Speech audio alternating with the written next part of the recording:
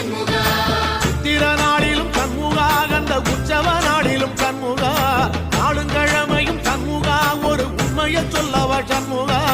ஆறு படையிலும் ஆறு காலத்திலும் பூச நடக்குமே சண்முகா